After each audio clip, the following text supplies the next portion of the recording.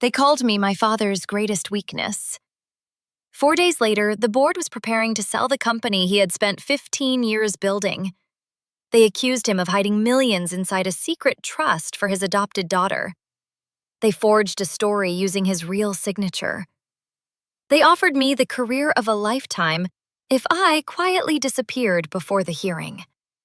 Even my own brother looked like he had chosen their side. But what none of them understood was that the little girl my father once found standing alone in the rain had grown into the only person who knew why one missing document could destroy an $860 million empire. My name is Maren, and this is how the people who called me his greatest weakness became the reason they lost everything. Chapter 1.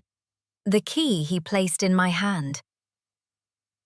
The first time Barton Kingsley called me my father's greatest weakness, he thought I was too far away to hear him. We were in a federal courtroom in Baltimore in October of 2025. My father sat at the defense table in a white shirt and the same faded canvas jacket he had worn for years, even after Vail Atlantic Logistics became a company worth nearly $860 million. Silas Vail had never learned how to dress like a man people feared. He still looked like someone who might step outside during recess to check an engine. Across the aisle, Barton leaned toward his attorney, Elliot Wainford. "She is the last weakness Silas has left," he murmured. Judge Margaret Ellison was reviewing a request that could suspend my father's voting rights and strip 19% of the company's shares from the protection of the Vail Founders Stewardship Trust. If she granted it, Barton could push through a merger that would cost my family control of the company and put more than 1,000 employees at risk.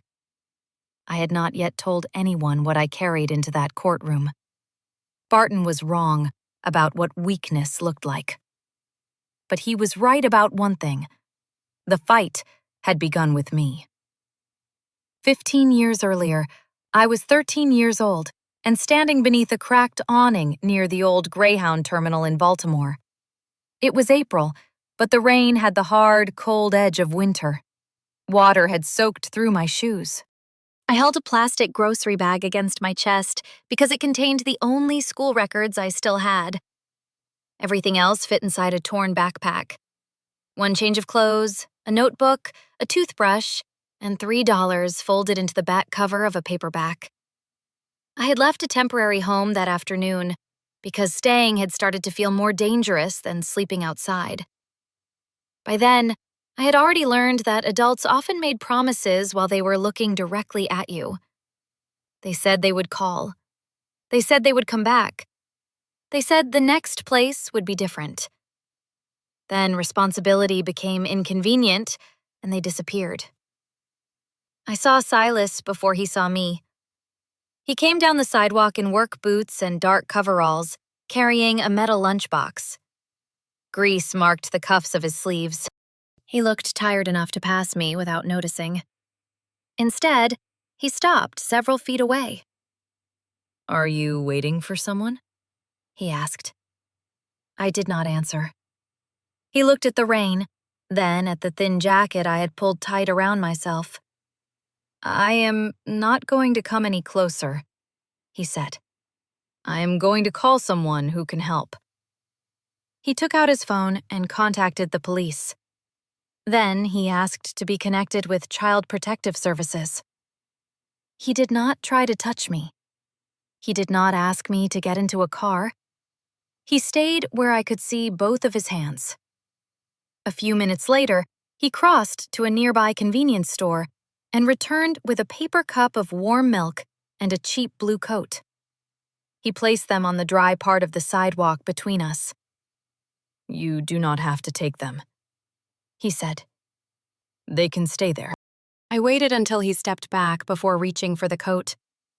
He sat on the edge of the curb while we waited for the social worker. Rain collected on his shoulders. He could have stood beneath the awning beside me, but he did not want me to feel trapped.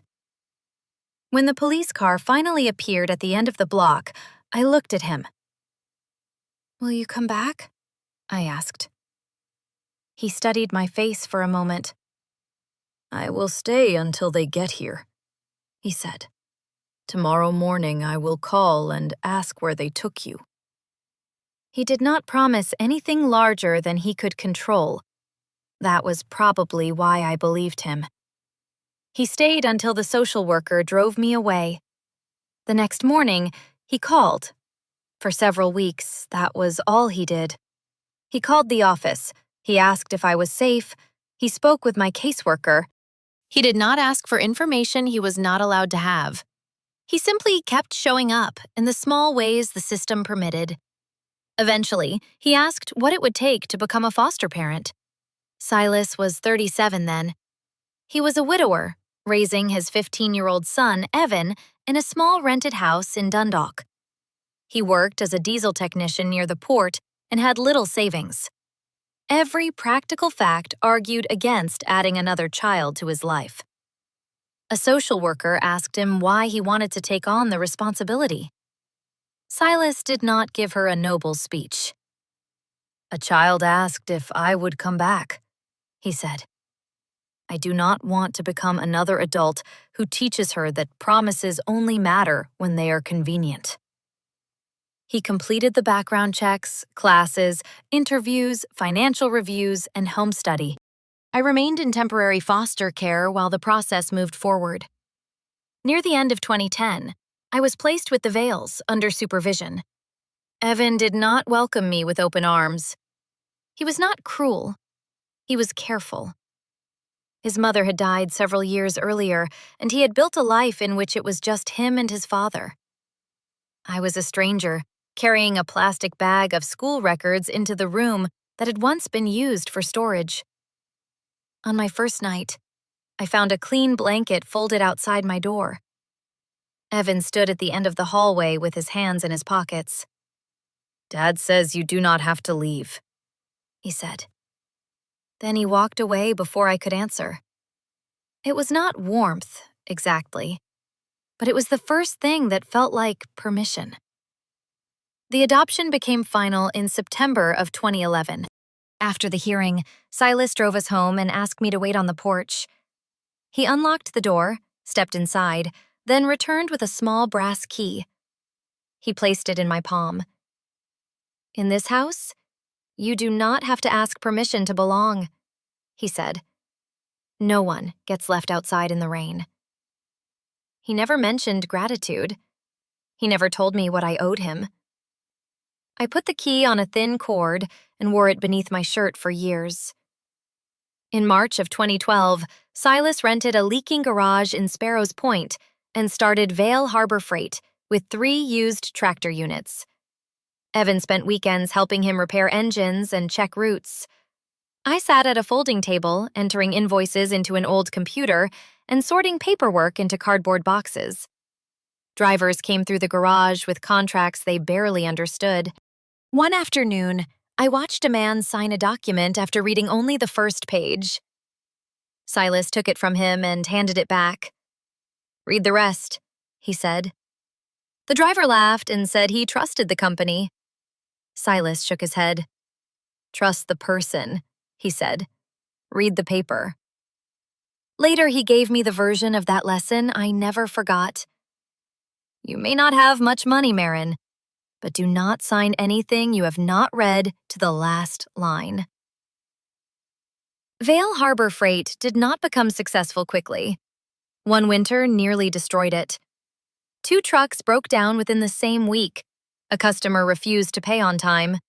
Silas borrowed against everything he owned and slept in the garage more than once.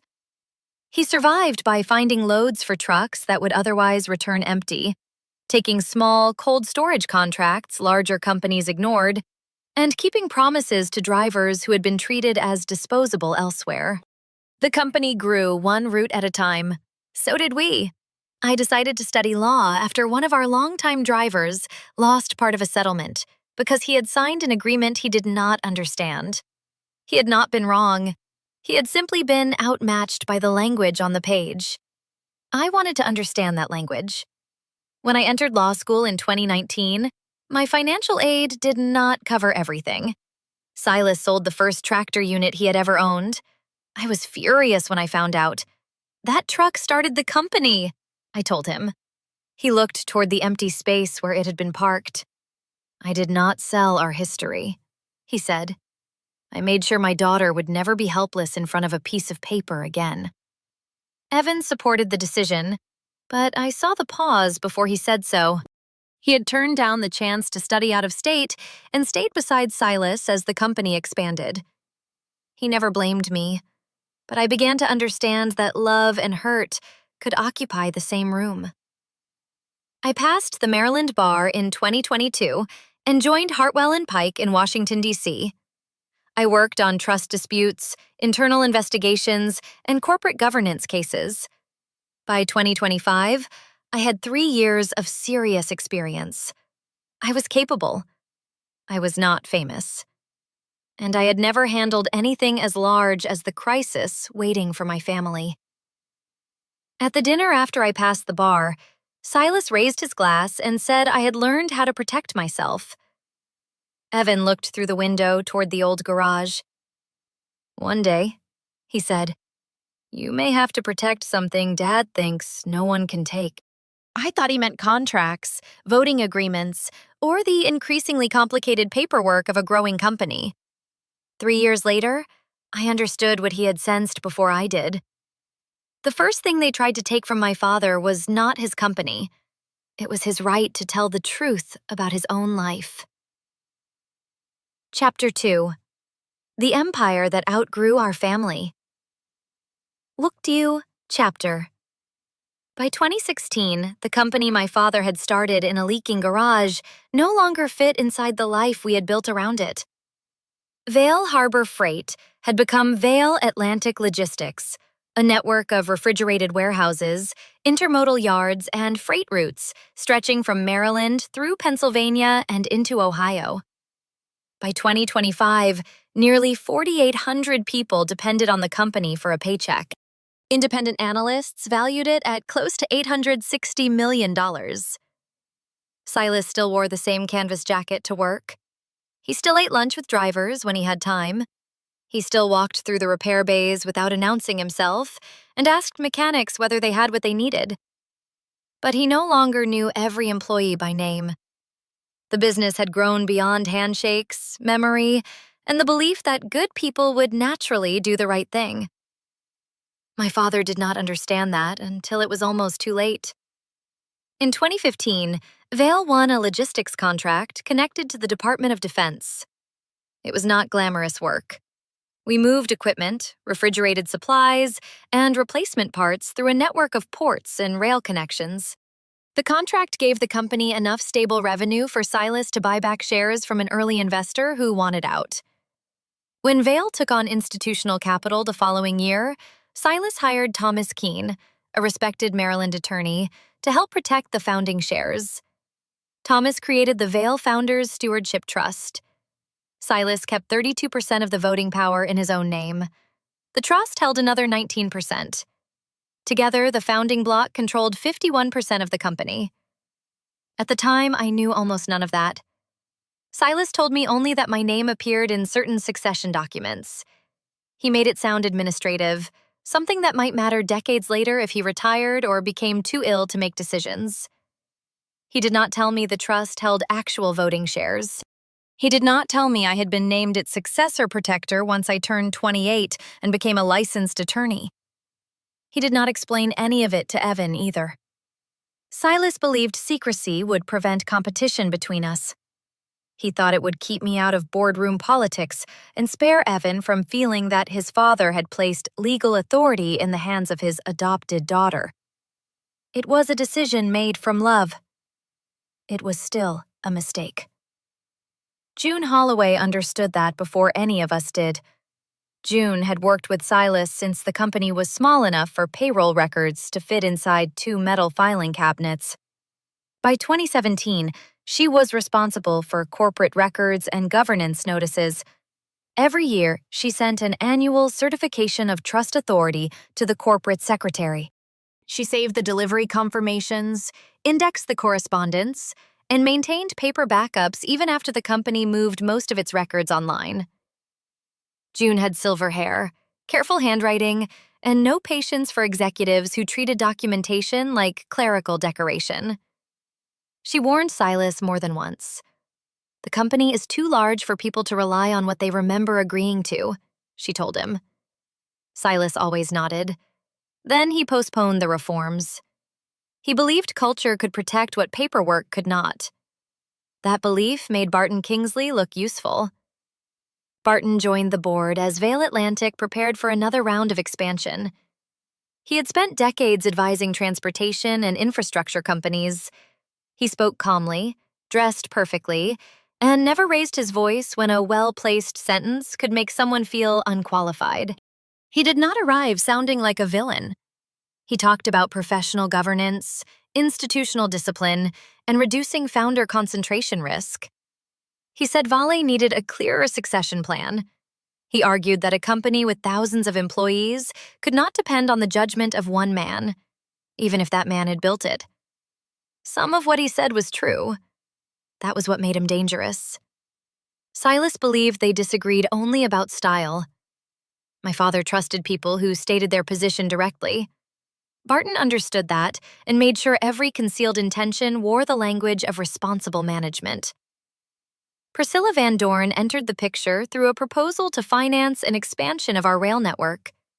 Van Dorn Capital Partners presented itself as a long-term investor with the resources to transform Vale Atlantic into a national logistics platform. Their presentation showed new terminals, improved tracking systems, and stronger lender relationships. Evan read the pages most executives skipped. Buried in the operational scenarios were plans to sell 2 cold storage facilities, close less profitable routes, move hundreds of employees to outside contractors, and reduce medical and pension obligations. Evan brought the documents to Barton. Barton called them contingency models. "Every serious lender expects downside planning," he said. Evan did not believe him. "I was in Washington when I first noticed the trust certifications had disappeared from recent board packets. I sent Silas a short legal memorandum. I told him Barton controlled too much of the records process. I told him the shareholder agreement needed to be updated. I warned him that the founding block only protected him if the 19% held by the trust could not be challenged." Silas called me that evening. "Barton is practical," he said. "He is not a thief." I did not call Barton a thief.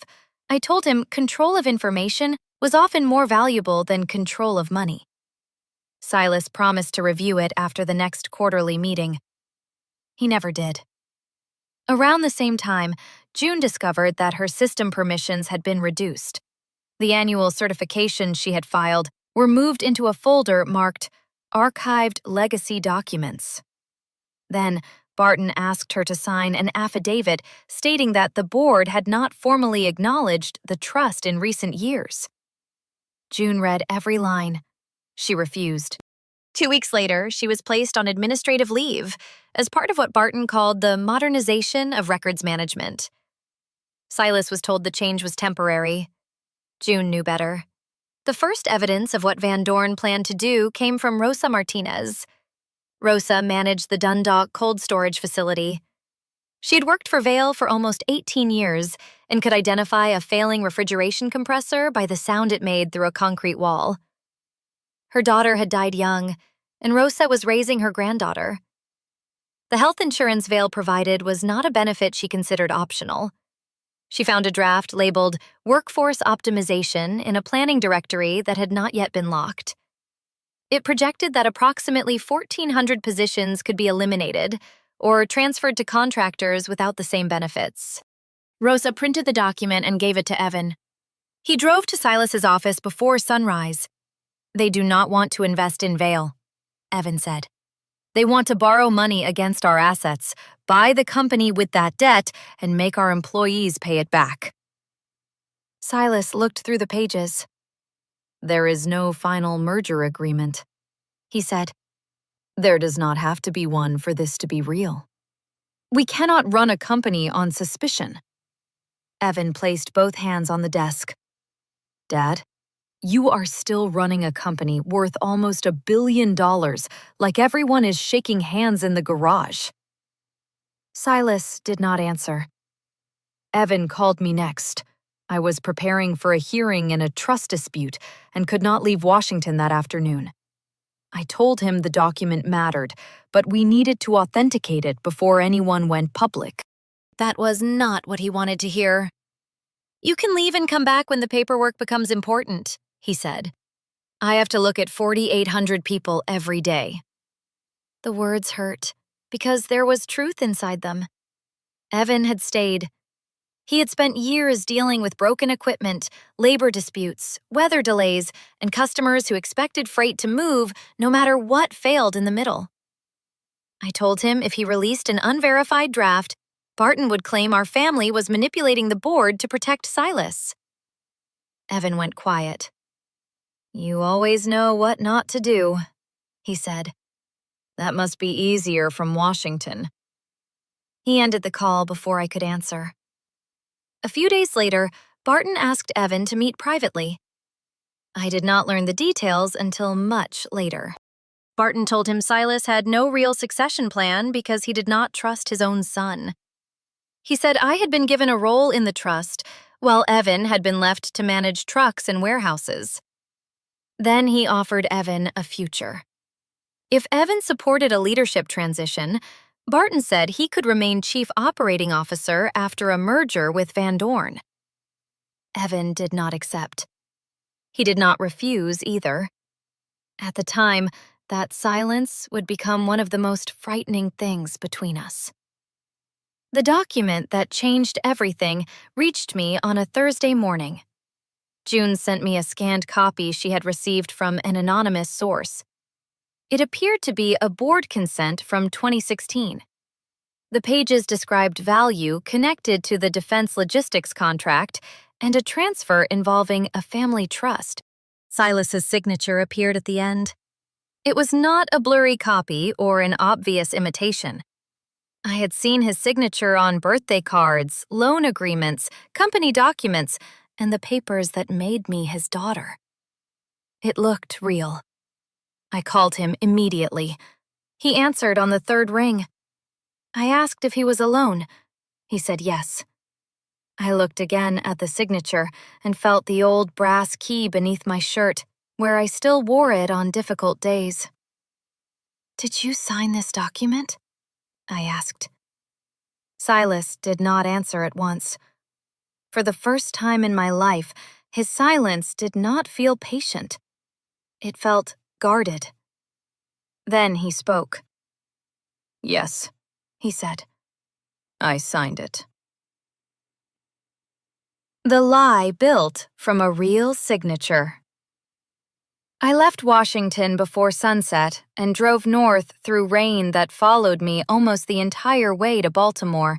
Silas was waiting in the kitchen when I arrived. His canvas jacket hung over the back of a chair.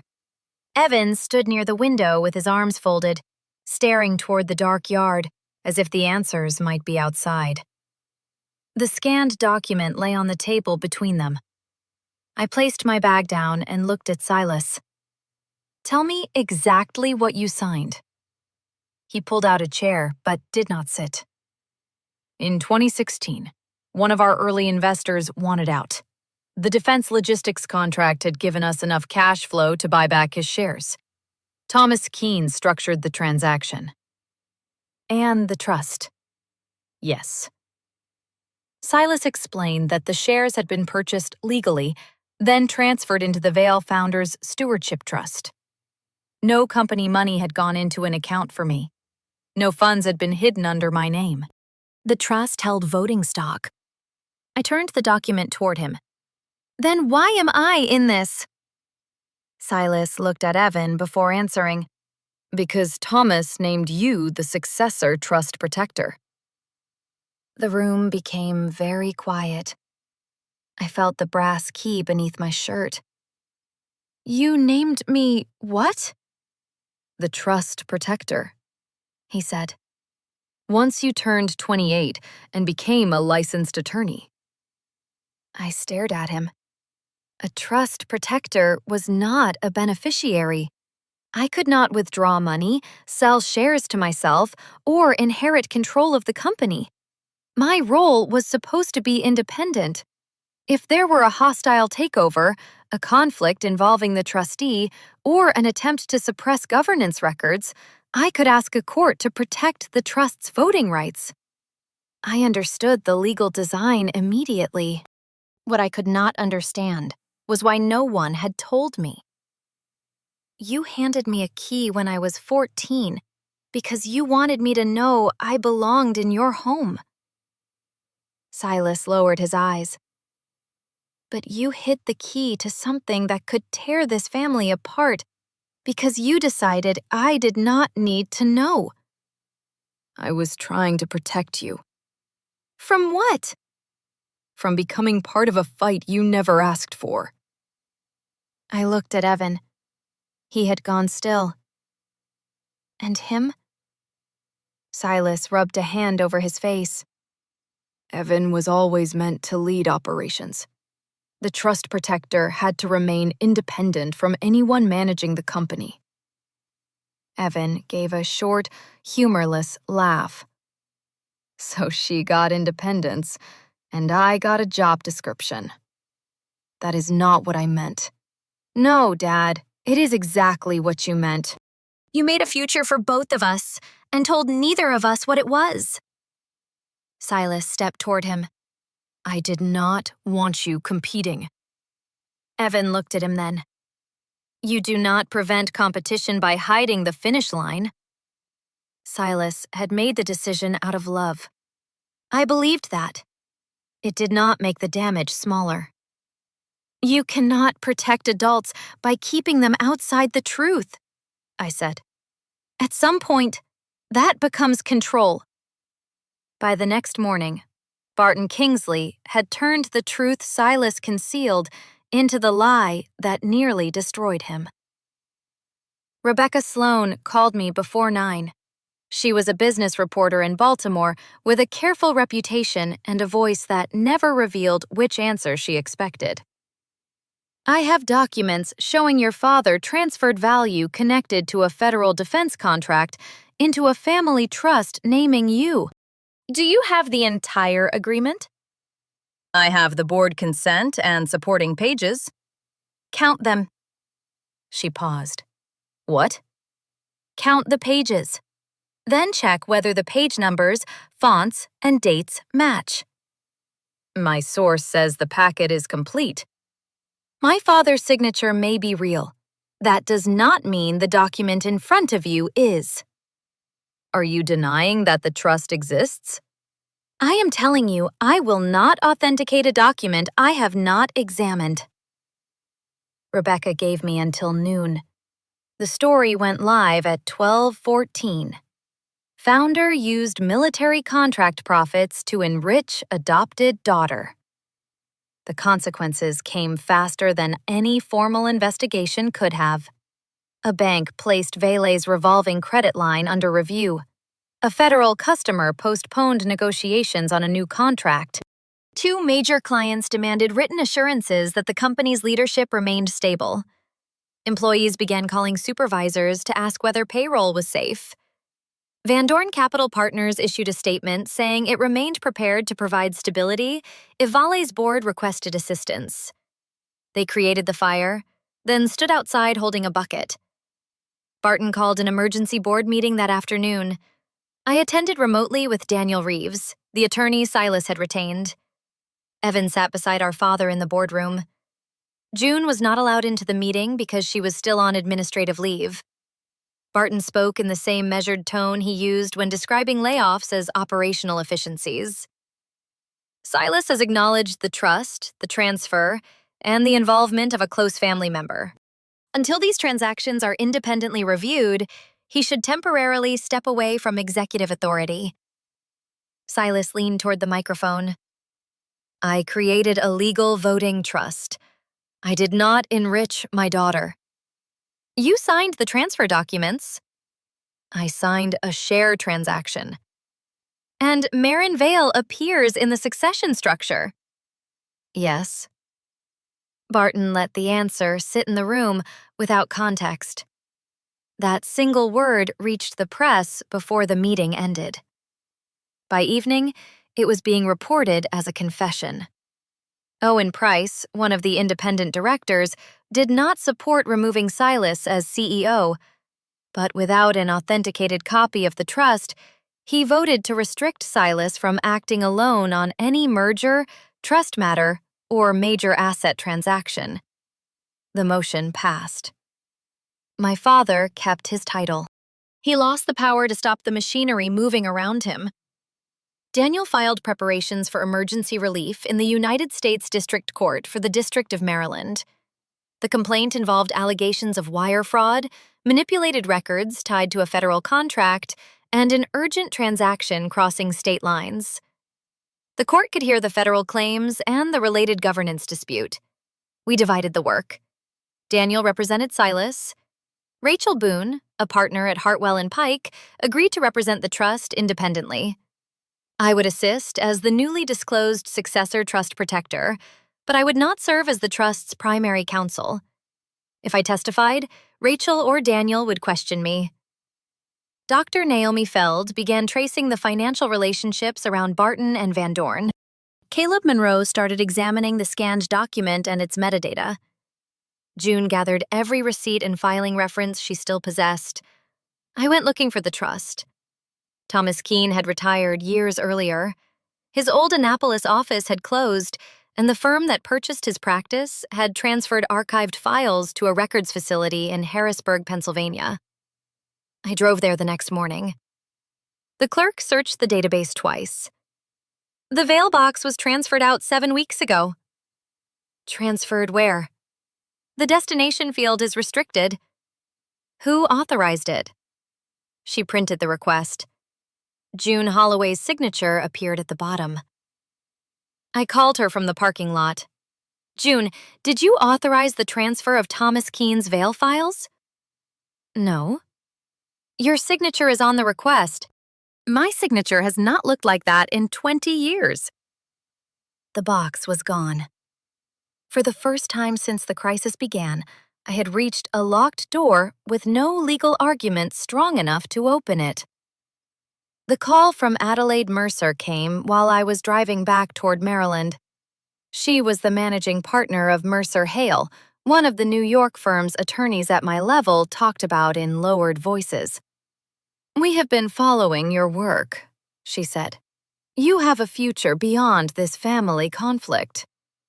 She offered me a partner track position, a salary large enough to change my life, and immediate access to corporate cases I might otherwise wait years to handle. Then she mentioned the condition. Mercer Hale represented parties whose interests could overlap with Vail Atlantic. I would need to sign a conflict waiver and withdraw from every matter involving my father's company. I knew Van Dorn had used Mercer Hale before. I need time, I said. Of course. But these opportunities do not remain open indefinitely. Silas learned about the offer from Daniel. He called me that night. You should take it. You do not know what they are asking. I know you worked for this. If I withdraw, will you think I abandoned you? His answer came without hesitation. I did not adopt you so you would save me one day. I closed my eyes. I would rather lose the company than turn love into a debt, he said. The next morning, I saw Evan enter Barton's office. An hour later, our legal team lost access to part of Vail's internal data room. That afternoon, a draft memorandum I had sent only to Evan appeared as an exhibit in Barton's court filing. I found my brother in the operations center. Did you give him my memo? No. Then how did he get it? I cannot explain that yet. Why were you in his office? He looked exhausted but not surprised. You told me not to react before I had evidence. This is not an answer. It is the only one I can give you. For the first time since I had entered the Vail house, I did not know whether Evan was standing beside me or across from me. I met Adelaide again in Washington 2 days later. Daniel had confirmed that District of Columbia law permitted me to record a conversation to which I was a party. Adelaide placed the employment agreement in front of me. "You do not have to say anything against your father," she said. "No one is asking for betrayal." "Then what are you asking for?" She folded her hands. "We need to know. You will not appear in a place where your involvement could complicate the transaction." My phone recorded every word from inside my bag. It was useful. It was not enough. I could not yet prove Adelaide was acting under Priscilla Van Dorn's direction. I could not prove who had moved the trust records. I could not fully explain how Silas's signature had been attached to the document being used against him. And I no longer knew whether I could trust my own brother. Daniel called as I left the building. "Barton filed for an emergency preliminary injunction." "When is the hearing?" 4 days. I stopped on the sidewalk. "And the merger vote?" 5 o'clock the same day. Traffic moved past me under a gray Washington sky. Someone had tried to purchase my absence. My father's voting rights were about to be placed in the hands of a judge. The certified trust document was still missing, and we had 4 days to prove that a lie built from a real signature was still a lie. Chapter 4. The people they thought didn't matter. June arrived at Daniel's office before sunrise, carrying 2 canvas document bags and a black ledger that looked older than half the executives on Vail Atlantic's board. She set everything on the conference table and removed a 4-page affidavit. "Barton asked me to sign this 3 weeks ago." Rachel Boone pulled the document closer. It claimed the annual certifications for the Vail Founders Stewardship Trust had not been filed consistently, and that the board had no reason to believe the trust remained active. June's signature line was blank. "You refused," Rachel said. I read it. June opened the first canvas bag. Inside were delivery confirmations, printed emails, transfer receipts, handwritten index sheets, and copies of notices dating back to 2017. I filed the certification every year. When they reduced my access, I started printing everything. Daniel examined one of the receipts. "Why were you placed on administrative leave?"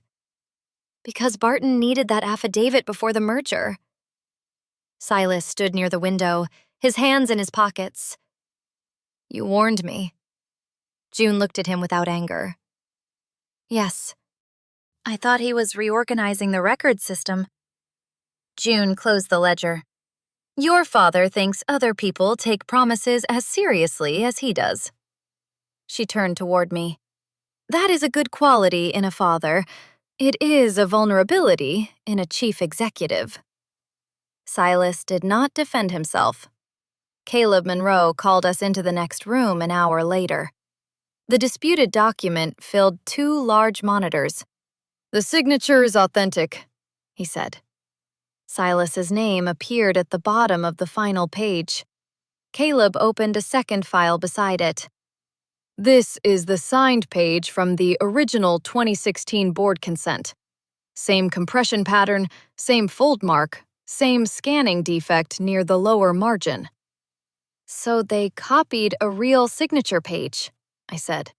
"They attached it to a different packet." He enlarged the page numbers. The original notary log described an 8-page document.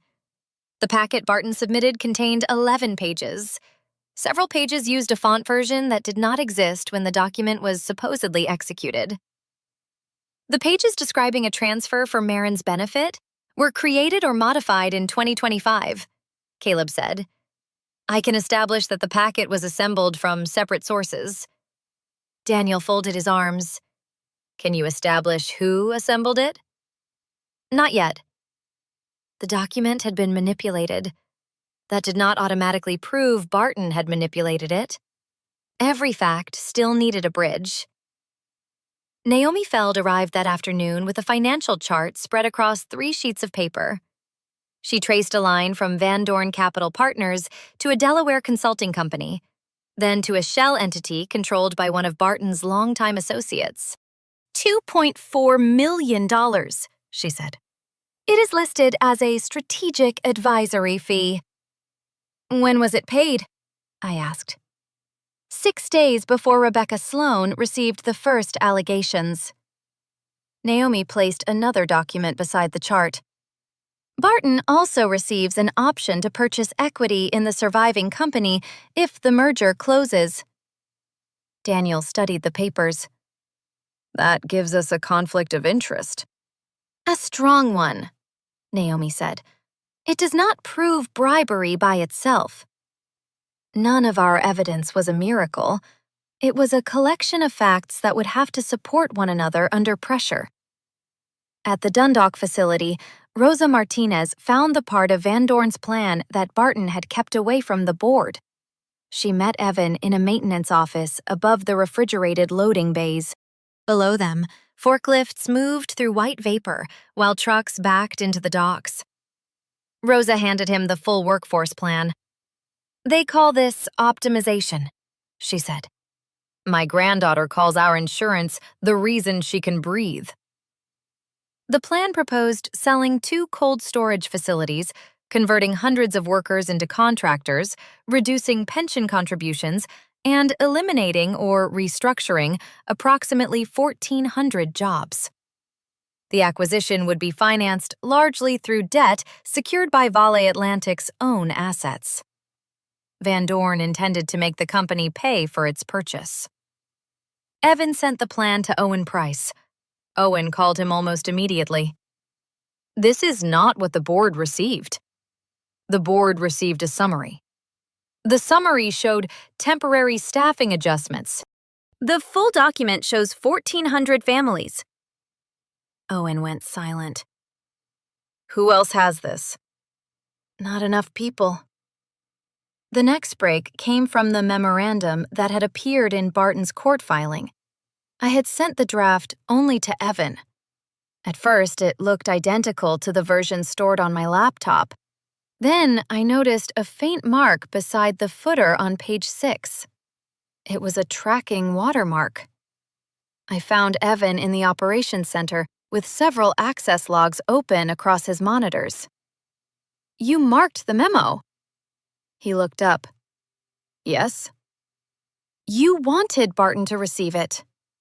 I wanted to see which account uploaded it. My anger did not disappear. It changed direction. You went into his office to get access to the data room. I let him believe I was considering his offer. You could have told me.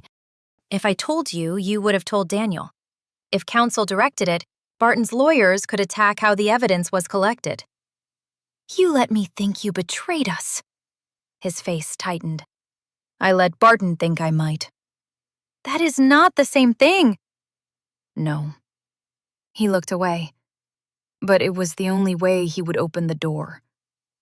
Evan connected a small USB drive and pulled up the access history. An account assigned to Barton's executive office had moved the trust certifications out of the board packets. The same office had downloaded the 2016 signature page shortly before the lawsuit was prepared. An account associated with a Van Dorn consultant had accessed the draft merger before the full board was told it existed. The complete workforce plan had been replaced with a shorter version that removed the job loss figures. Evan copied everything to the drive. Before handing it to me, he kept his fingers around it. I was afraid Dad trusted you more. The admission was so direct that I stopped reaching for the drive. He looked through the glass wall toward the dispatch floor. I was not angry because you were named in the trust. I was angry because I spent my whole adult life here, and I still did not know whether I had a place in the future. I saw the 15-year-old boy who had left a folded blanket outside my bedroom because he had not known how to welcome me. I have spent my whole career afraid people would think I earned everything because Dad felt sorry for me. Evan released the drive. You kept the company alive every day, I said.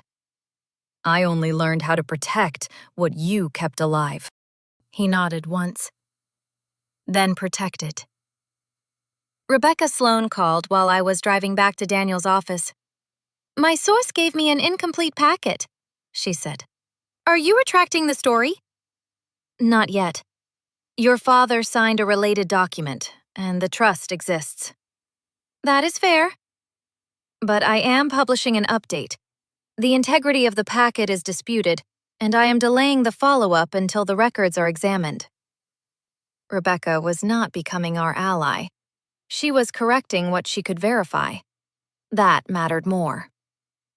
June found the missing trust path that evening. She sat on the floor surrounded by old index sheets until she located a notation from Thomas Keene's office. In 2016, Thomas had sent a certified archival counterpart of the trust to the insurance company that underwrote the stock transaction. It was not the original physical document. It was an authenticated copy created when the trust was executed. Daniel and Rachel requested an expedited subpoena. The insurer agreed to provide a certified electronic copy with an affidavit, while the formal paper version traveled by overnight delivery. The court approved the accelerated process because the hearing was only hours away. The document arrived shortly after midnight. Rachel read the controlling provisions aloud. The trust held 19% of Vail Atlantic's voting shares. I had no power to withdraw money or transfer shares to myself. I was the successor trust protector. If there were a hostile change of control, a trustee conflict, or a suppression of governance records, I could seek injunctive relief and request the appointment of a special voting trustee. I could not seize the votes. I could ask a court to protect them. Then Rachel reached the independence clause. The trust protector must act independently of the founder's family, and current management. She looked at me. If Silas violated the trust, would you ask the court to stop him? Yes. Silas stood in the doorway. Rachel turned toward him. You understand what she just said? He nodded. If the trust cannot protect the company from me, then it was never protection. That was when I understood the clause was not asking me to prove loyalty. It was asking me to prove judgment. Adelaide sent the final employment agreement the following morning. The conflict waiver and signing bonus had to take effect before the hearing. Naomi traced the bonus funding through a litigation reserve connected to Van Dorn. The connection was suspicious. It was still not proof that Priscilla had personally ordered Adelaide to remove me. I signed nothing. I also did not announce that I had refused. Daniel and Rachel prepared the exhibits under seal. June, Caleb, and Naomi completed sworn declarations. Rachel could file the trust documents even if I never reached the courtroom. My appearance mattered. It was not the only thing holding the case together. On the morning of the hearing, Barton invoked an emergency board action provision in Vail's bylaws and moved the merger vote forward. The stated reason was that Van Dorn's lender had imposed a deadline before noon because Vail's credit position was deteriorating. The procedure gave Barton cover. The timing exposed his fear. Silas entered the courtroom without seeing me at the legal table. I was downstairs in the clerk's office while Rachel completed authentication of the sealed exhibits. Through the open doors, Barton looked toward my empty chair and leaned toward Elliot. Even she knows Silas is not worth saving. My phone vibrated as the clerk stamped the final filing. The board vote had been moved again. It would begin in less than 90 minutes. I lifted the document case. Inside were 5 groups of evidence, none of them decisive alone. The certified trust copy, June's records, Caleb's forensic findings, Naomi's financial trail, the recorded effort to purchase my absence. Every document still had to be authenticated. Every witness still had to survive cross-examination. Every connection still had to persuade a judge before the board completed its vote. Daniel was already inside, trying to stop the court from suspending my father's rights before we could present the full record. I walked down the marble corridor. Then, I opened the courtroom door. Chapter 5. The woman they called his weakness. Every head in the room turned toward me. Silas looked relieved for less than a second. Then his expression changed, as if he had remembered that my presence did not guarantee anything. Rachel Boone rose and informed Judge Margaret Ellison that the Vail Founders Stewardship Trust was ready to present authenticated exhibits and that I was present as the successor trust protector and a limited fact witness. Elliot Wainford objected immediately. He argued that I was Silas's daughter, an attorney, and a person named in the trust. According to him, I could not possibly be independent. Judge Ellison studied me over the top of her glasses. She allowed Rachel to continue, but limited my testimony to the trust, my appointment, the employment offer from Mercer Hale, and whether I could perform my duties independently of Silas. The first exhibit was the certified archival counterpart of the Vail Founders Stewardship Trust. Rachel authenticated it through the insurer's affidavit and the records from the 2016 stock transaction. The document confirmed that the trust held 19% of Vail Atlantic's voting shares.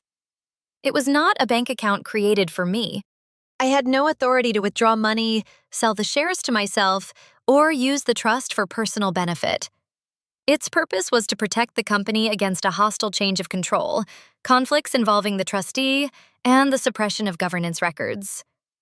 For the first time since the scandal began, the central accusation against Silas began to weaken. Elliot did not let it collapse. He argued that the trust might have been valid in 2016, but its authority had not been recognized by the board in recent years. He pointed out that the annual certifications were missing from the board packets. Judge Ellison looked toward Rachel. The trust was legal, but we still had to prove it remained active and had been properly disclosed. June took the stand.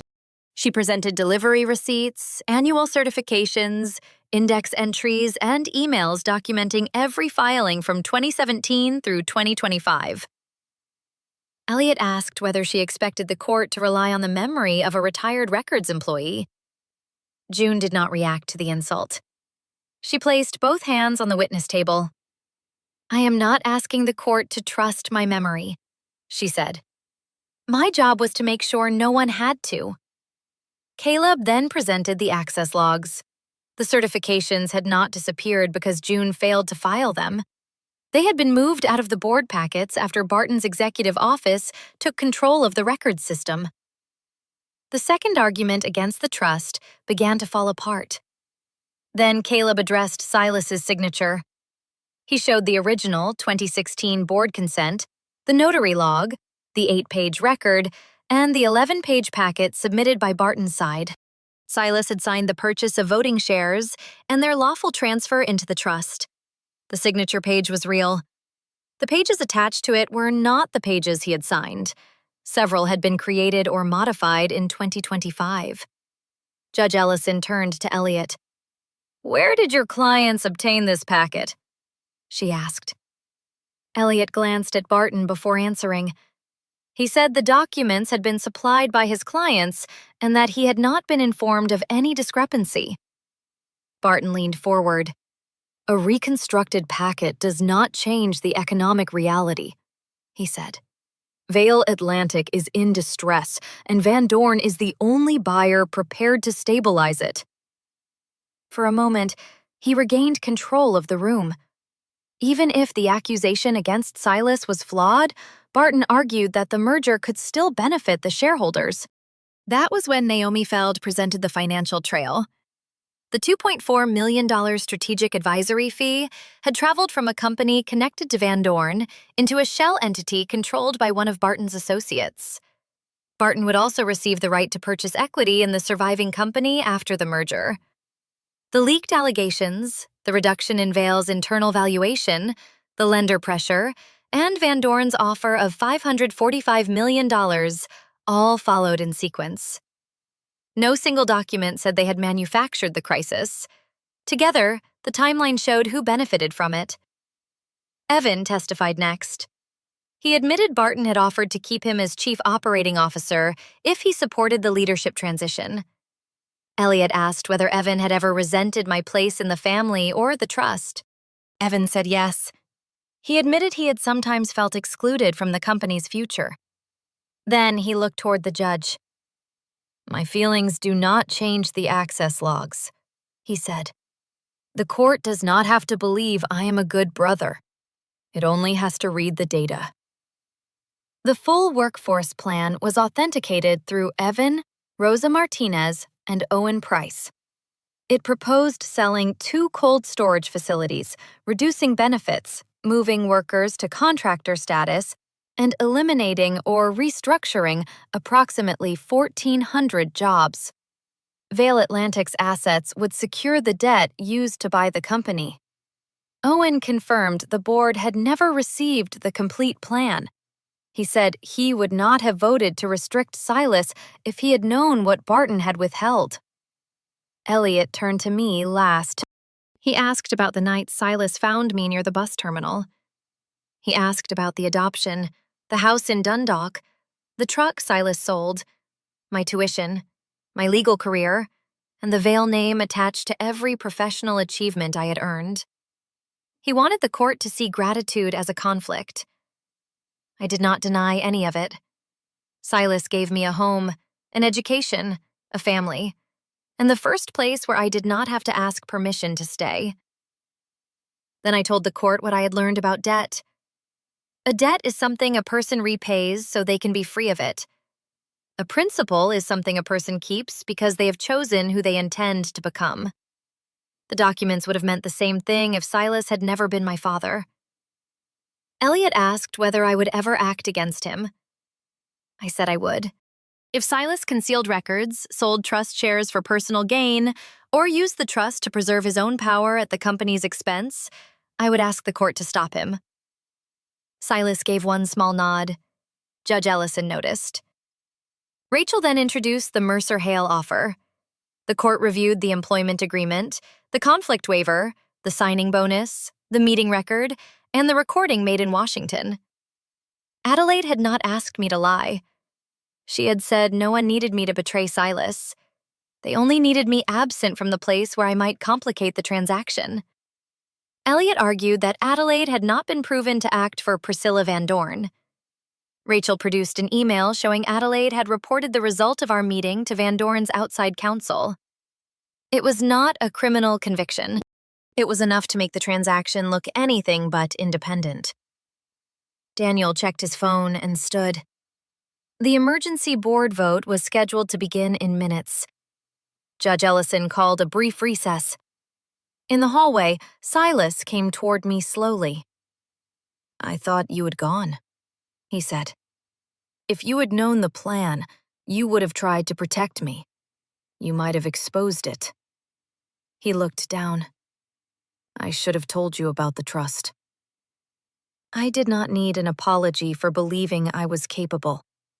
I needed him to understand that protecting a family did not mean keeping that family outside the truth.